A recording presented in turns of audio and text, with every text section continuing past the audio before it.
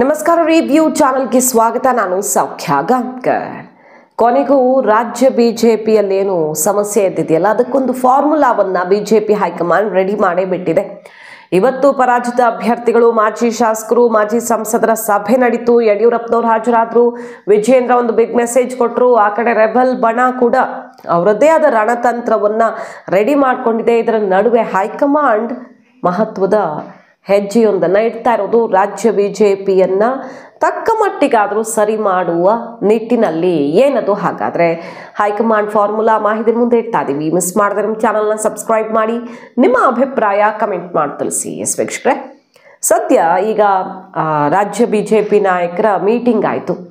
ಅದು ಮೊದಲ ಹಂತದಲ್ಲಿ ಪರಾಜಿತ ಅಭ್ಯರ್ಥಿಗಳು ಮತ್ತು ಈ ಮಾಜಿ ಶಾಸಕರು, ಸಂಸದರು ಅವ್ರನ್ನೆಲ್ಲ ಸೇರಿಸಲಾಗಿತ್ತು. ಎರಡನೇ ಹಂತದಲ್ಲಿ ವಿಭಾಗವಾರು ಶಾಸಕರನ್ನೂ ಕೂಡ ಸೇರಿಸಲಾಗುತ್ತೆ. ಬಹಳಷ್ಟು ಬಾರಿ ಇದೇ ಚರ್ಚೆ ಆಗಿದೆ ಅಲ್ವಾ? ಯಾಕೆ ವಿಜಯೇಂದ್ರ, ಯಡಿಯೂರಪ್ಪ ಪದೇ ಪದೇ ಮಾಜಿ ಶಾಸಕರ ಸಭೆ ಮಾಡ್ತಾರೆ, ಹಾಲಿ ಶಾಸಕರ ಸಪೋರ್ಟ್ ಕಂಪ್ಲೀಟ್ ಆಗಿ ತೋರಿಸೋದಿಕ್ಕೆ ಆಗ್ತಿಲ್ವಾ? ಈ ರೀತಿಯ ಚರ್ಚೆಗಳಿಗೂ ಕೂಡ ಗ್ರಾಸವಾಗಿತ್ತಲ್ಲ. ಹಾಗಾಗಿ ಎರಡನೇ ಹಂತದಲ್ಲಿ ವಿಭಾಗವಾರು ಎಲ್ಲ ಶಾಸಕರ ಸಭೆಯನ್ನು ಕೂಡ ಮಾಡಲಿದ್ದಾರೆ. ಅದಾದ ಮೇಲೆ ಆಯಾ ತಾಲೂಕು ಮಟ್ಟದಲ್ಲಿ ಪದಾಧಿಕಾರಿಗಳು, ಎಲ್ಲ ಕಾರ್ಯಕರ್ತರು, ಯಾರ್ಯಾರು ಪ್ರಮುಖ ಪಾತ್ರ ವಹಿಸಿದ್ದಾರೋ ಪಕ್ಷದ ಸಂಘಟನೆಯಲ್ಲಿ, ಅಂಥವರನ್ನೂ ಕೂಡ ವಿಶ್ವಾಸಕ್ಕೆ ತಗೊಂಡು ಪಕ್ಷವನ್ನು ನಾನು ಮುನ್ನಡೆಸಬಲ್ಲೆ, ನನ್ನ ಬೆನ್ನಿಗೆ ಇಷ್ಟೆಲ್ಲ ಜನ ಇದ್ದಾರೆ, ಎಲ್ಲರೂ ನನ್ನ ಬಲಕ್ಕಿದ್ದಾರೆ, ಯಾರೋ ಒಂದಿಬ್ಬರು ಚೀರಾಡಿದ್ರು ಕೂಗಾಡಿದ್ರು ಏನೂ ಆಗಲ್ಲ ಅನ್ನೋ ಸಂದೇಶವನ್ನು ಕೊಡೋ ಪ್ರಯತ್ನದಲ್ಲಿದ್ದಾರೆ BY ವಿಜಯೇಂದ್ರ. 10 ಮತ್ತು 11ನೇ ತಾರೀಕು ಖಾಸಗಿ ಹೋಟೆಲ್ನಲ್ಲಿ ನಡೆಸ್ತಿರುವಂಥ ಈ ಮೀಟಿಂಗ್ ಮೂಲಕ ಭೋಜನ ಜೊತೆಗೆ ಈ ಸಂದೇಶವನ್ನು ರವಾನಿಸೋದು. ತಾಲೂಕ್ ಪಂಚಾಯತ್, ಜಿಲ್ಲಾ ಪಂಚಾಯತ್ ಎಲೆಕ್ಷನ್ ಹತ್ರ ಬರ್ತಾ ಇದೆ. ಈ ಎಲೆಕ್ಷನ್ ಗೆದ್ರೆ ಮುಂದಿನ ವಿಧಾನಸಭಾ ಚುನಾವಣೆಗೆ ಒಂದು ರೀತಿಯಲ್ಲಿ ವೇದಿಕೆ ಸಜ್ಜು ಮಾಡಿಕೊಂಡಂಗೆ ಬಿಜೆಪಿ. ಹಾಗಾಗಿ ಆದಷ್ಟು ತನ್ನ ಕಡೆಯ ಅಭ್ಯರ್ಥಿಗಳನ್ನು ಪುಷ್ ಮಾಡೋದು, ತನ್ನ ಟೀಮನ್ನು ಮತ್ತಷ್ಟು ಸ್ಟ್ರಾಂಗ್ ಮಾಡ್ಕೊಳ್ಳೋದು BSY ಬಣದ ಲೆಕ್ಕಾಚಾರ. ಇದೆಲ್ಲದರ ನಡುವೆ ಹೈಕಮಾಂಡ್ನ ಫಾರ್ಮುಲಾ ಏನು ಅಂತ ಕೇಳಿದ್ರೆ, ಸದ್ಯಕ್ಕೆ ವಿಜಯೇಂದ್ರ ಬದಲಾವಣೆ ಇಲ್ಲ ಅನ್ನೋದನ್ನು ತೀರ್ಮಾನಿಸಲಾಗಿದೆ. ಇದು ಡೆಲ್ಲಿ ಮೂಲಗಳಿಂದಲೇ ಬರ್ತಿರೋ ಸುದ್ದಿ. ಈಗ ಫೆಬ್ರವರಿ ಮೊದಲ ವಾರದಲ್ಲಿ ಅಧ್ಯಕ್ಷ ಚುನಾವಣೆ ಆಗುತ್ತೆ. ಹೆಸರಿಗೆ ಚುನಾವಣೆ ಆದರೂ ಕೂಡ ಯಾವುದೇ ಬದಲಾವಣೆ ಇರಲ್ಲ, ಮರು ಆಯ್ಕೆ ಆಗಲಿದ್ದಾರೆ ವಿಜಯೇಂದ್ರ ಅನ್ನೋ ಸುದ್ದಿ. ಈ ಮೂಲಕ ಇವರು ಹೈಕಮಾಂಡ್ನಿಂದ ಆಯ್ಕೆ ಆದವರಷ್ಟೇ ಅಲ್ಲ, ಚುನಾಯಿತರು ಅನ್ನೋದನ್ನು ಖಚಿತಪಡಿಸಿ ಪಕ್ಷದಲ್ಲಿ ಎಲ್ಲರೂ ಅವ್ರನ್ನ ಒಪ್ಕೊಂಡೇ ಆಯ್ಕೆ ಮಾಡಿರೋದು, ಸುಮ್ಮನೆ ಬಂದು ಪ್ರತಿಷ್ಠಾಪಿಸಿರೋದಲ್ಲ ಅನ್ನೋ ಸಂದೇಶ ರವಾನಿಸ್ಬಿಟ್ರೆ ಕಷ್ಟನೋ ಸುಖನೋ ಒಪ್ಕೊಂಡು ಹೋಗಬೇಕಾಗತ್ತೆ ರೆಬೆಲ್ಸ್ ಕೂಡ. ಸೊ ಒಂದು ರೀತಿಯಲ್ಲಿ ಇದು ವಿಜಯೇಂದ್ರ ಬಲ ತುಂಬದಂತೆ ಆಗುತ್ತೆ. 1 ವರ್ಷಕ್ಕೆ ಅವರನ್ನು ಕೆಳಗಿಳಿಸೋದು ಸಾಧ್ಯವೇ ಇಲ್ಲದ ಮಾತು ಅನ್ನೋದನ್ನ ಬಿಜೆಪಿಯ ಹಿರಿಯ ನಾಯಕರುಗಳೇ ಹೇಳ್ತಿದ್ದಾರೆ.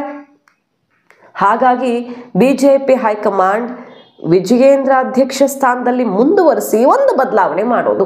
ಅವ್ರಿಗೆ ಈಗಾಗಲೇ ಆ ಸೂಚನೆಯನ್ನು ಕಟ್ಟುನಿಟ್ಟಾಗಿ ಕೊಟ್ಟೇ ಬಿಟ್ಟಿದ್ದಾರೆ.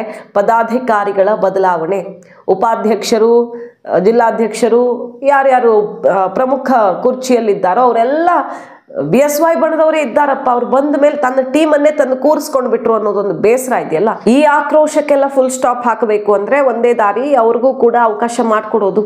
ರೆಬಲ್ ಬಣದಲ್ಲಿರುವಂಥವ್ರಿಗೂ ಕೂಡ ಆಯಕಟ್ಟಿನ ಜಾಗದಲ್ಲಿ ಸ್ಥಾನಮಾನ ಕೊಡೋದು ಅಂತ ನಿರ್ಧಾರ ಆಗಿದ್ದು, ಇದೇ 14ನೇ ತಾರೀಕು ಸಂಕ್ರಾಂತಿಯ ಬಳಿಕವೇ ಈ ಸರ್ಜರಿ ಫಿಕ್ಸ್ ಅನ್ನೋದು ಈಗ ಬರ್ತಿರೋ ಸುದ್ದಿ. ಡೆಲ್ಲಿಯಿಂದ ಬರ್ತಿರೋ ಸುದ್ದಿ. ರಾಜ್ಯ ಬಿಜೆಪಿಯಲ್ಲಿ ದೊಡ್ಡ ಮಟ್ಟದಲ್ಲೇ ಸರ್ಜರಿ ಆಗುತ್ತೆ, ಪದಾಧಿಕಾರಿಗಳ ಬದಲಾವಣೆ ಆಗತ್ತೆ. ಪಟ್ಟಿ ಕೂಡ ಆಲ್ಮೋಸ್ಟ್ ಫೈನಲ್ ಆಗಿದೆಯಂತೆ. ಯಾರ್ಯಾರಿಗೆ ಎರಡೂ ಬಣದಿಂದ ಬ್ಯಾಲೆನ್ಸ್ ಆಗೋ ರೀತಿಯಲ್ಲಿ ಯಾರ್ಯಾರಿಗೆ ಕೊಡೋದು ಸ್ಥಾನಮಾನವನ್ನು ಅಂತ.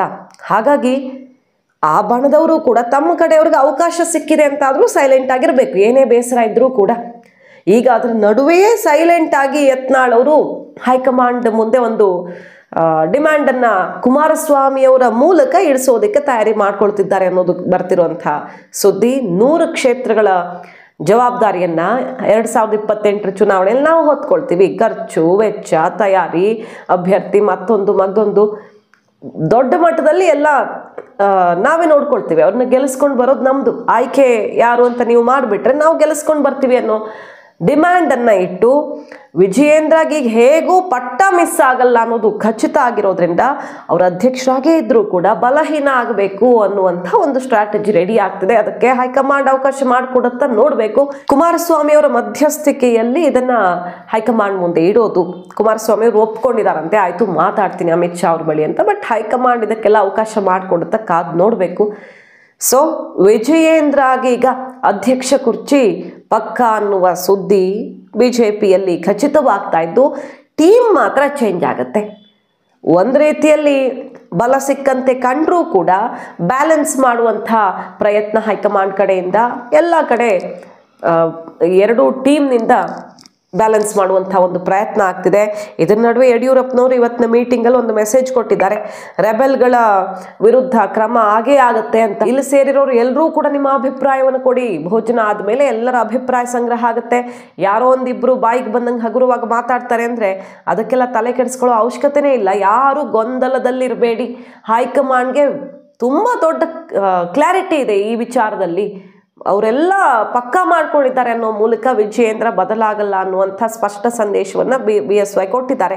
ಕೇಂದ್ರದವರೇನು ಕಣ್ಮುಚ್ಚಿ ಕೂತಿದ್ದಾರೆ ಅಂತ ಭಾವಿಸಲೇಬೇಕಾಗಿಲ್ಲ. ಸೂಕ್ತ ಸಂದರ್ಭದಲ್ಲಿ ಯಾರಿಗೆ ಏನು ಕ್ರಮ ಆಗಬೇಕೋ ಎಲ್ಲ ಆಗುತ್ತೆ.